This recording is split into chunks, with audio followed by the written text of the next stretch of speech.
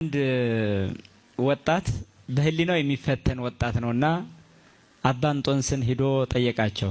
ምንድነው የጠየቀ? አባቴ ህሊናዬ በጣም ወዲያ ወዲህ ይላል፣ ሊያርፍልኝ አልቻለም፣ ምን ላድርግ ብሎ ጠየቃቸው።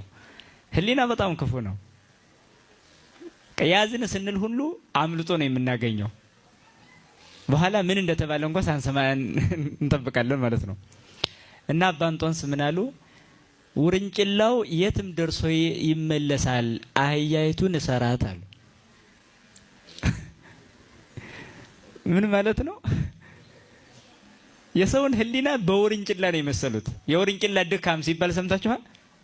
ሰምታችሁ አታውቁም? ይሄ በሀገራችን አባባል የውርንጭላ ድካም ይባላል። ምን ማለት ነው? እንደተወለደች መሮጥ ስለምትጀምር እናቷ ተጭና ገበያ ስትሄድ እሷም ገበያ ደርሳ ነው የምትመለስ።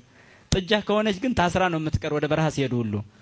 ግልገልም በተመሳሳይ ጥጃ ውርንጭላ ግን ታስራ አታውቅም። እርግጥ በገጠሩ ማህበረሰብ ነው በሰፊው የሚታወቀው። እናቲቱ ተጭና ስትሄድ ወደፊት ነው ቀድማ የምትሄደው። እናቷ ገና ስለሆነች ግን ተመልሳ ትመጣለች። አህያይቱን አስረን ውርንጭላይቱ መቆም አትችልም። ትሄድና ገደል ላይ ብቅ ትሄድና የሆነ ቦታ ከዛ በኋላ ተመልሳ እናቷ አቅፍ ትገኛለች። ታዲያ ይህ አባት ምን አሉ? ውርንጭላይቱ የትም ደርሳ ትመጣለች፣ አህያይቱን እሰራት። ምን ማለት ነው?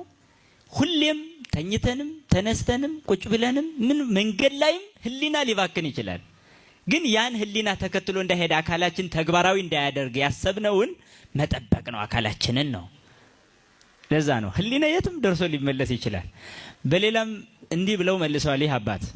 አንድ ህሊና የሚያስቸግረው ሰው መጥቶ እንዲሁ ህሊናዬ እንዲሁ አስቸገረኝ ሲል እስኪ እስትንፋስ ሳታስወጣ ሳታስገባ ኑር አሉት። አልችልም አለ። በቃ ህሊናም እንደዛ ነው። የሚወጣው ይውጣ፣ የሚገባው ይግባ፣ አንተ ዝም በል። አንተ ዝም በል። የሚወጣው ህሊና ይወጣል፣ የሚገባው ደግሞ ይገባል። አንዱ ይመጣል፣ አንዱ ይሄዳል። ዝም ብሎ ድግስ ቤት ነው እኮ የሚመስል የኛ ውስጣችን። አንዱ ህሊና መጥቶ ይገባል፣ በልቶ ይሄዳል። አንዱ ይመጣል፣ አንዱ እንዲህ ነው የምንኖረው። ሆኖም ግን በጸጸት መኖር ራስን መውቀስ ጥሩ ነው።